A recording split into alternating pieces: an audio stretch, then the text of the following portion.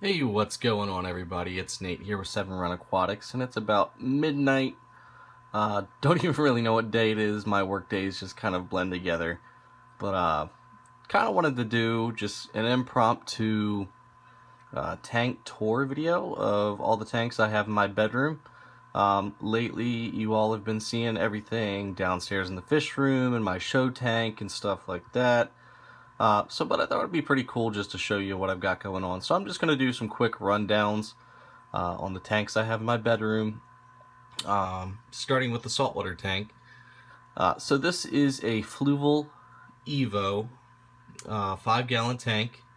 It's got the built-in filter as well as a pump that came with it, which is acting as the power head, and then I also had a heater just lying around the house, so I threw that in there, and luckily it was for a 5-gallon. But we've got probably 12 to 15 blue leg hermit crabs in here right now, and they're all doing really well.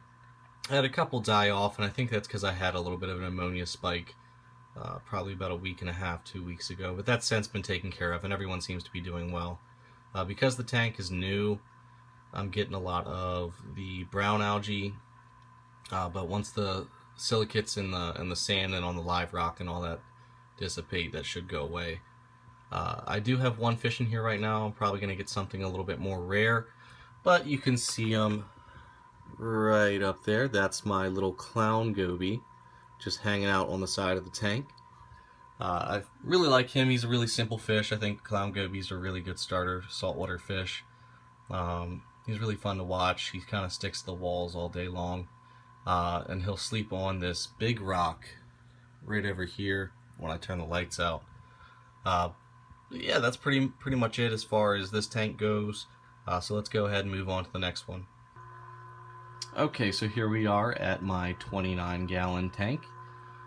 We have about 8 to 9 Serpe tetras in here. We have 2 angelfish, which I plan on either selling or moving to a larger tank later on. We also have 5 Beckfordi pencilfish. We have 1 Punctatus cory, which I plan on moving down to the show tank. I'm going to be overhauling that tank in a little while. So he'll be going down there and he'll get some friends for sure. We also have a, I don't know, maybe a 3.5, 4-inch albino bristlenose pleco. It's a female. We also have a clown plecostomus, which he's always sitting right there until the lights go out. I've never actually seen him out and about, but he's in there.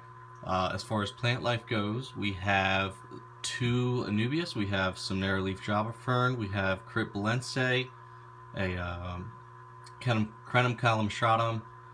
We have a Brazilian sword, which isn't doing so hot. It's down there in the corner. We have dwarf Sagittaria and Amazon sword in the back. And I think that's it as far as plants go. We have a little bit, or the remnants of some Java moss that was in there. But that stuff was going way too crazy, so I took that out. And I'm using it in my Pisto tanks now. We're running 3 hang on the back filters on here. We have, it's just like a Petco brand filter that actually came with the stand that this is on, which I actually got for like $5-10 at North Carolina when I went down to my girlfriend's dad's house over the summer. We have a marine land filter, and then we also have a Tetra filter on there. So all in all, there's about 75 gallons worth of filtration on this tank, and somehow it still manages to be dirty, and I think that it's in part due to the 2 plecos I have in here. There's just always pleco crap everywhere. We also have a 200-watt heater, and then a top fin 5-gallon heater in there just in case it gets kind of cold in my room during the winter time, and that just adds a little extra heat for the fish in there. As far as lighting goes, we have a Coral Life dual bulb fixture running a 6500K bulb and a 10,000K bulb, and it seems to be doing pretty good for all my plants. So that's the 29-gallon tank. Let's go ahead and move on to the last one. Okay guys, and last but not least, we have a 10-gallon of Pistogramma agassizi tank with all the trimmings of leaves, wood, coconut husk, some Java moss, and then my male and female Agassiz, obviously. They're going to be obviously moving down to the fish room as soon as their tank is done cycling, which should be, I would anticipate, by the end of this week. But right now they're in there, and it's probably a good thing that that tank is still cycling, because I believe she has eggs or wrigglers. I'm not really sure which one yet. I've tried to shine a light into the coconut hut opening, but I haven't been able to see anything. She tends to lay on the front of the coconut, so I can't really see, what's going on at all times. As far as equipment on this tank, we just have a standard little fixture, LED lighting fixture that comes with most 10-gallon kits. I didn't buy a kit, but I just managed to obtain it somehow. And that's providing, enough light for the Java moss and to illuminate the tank.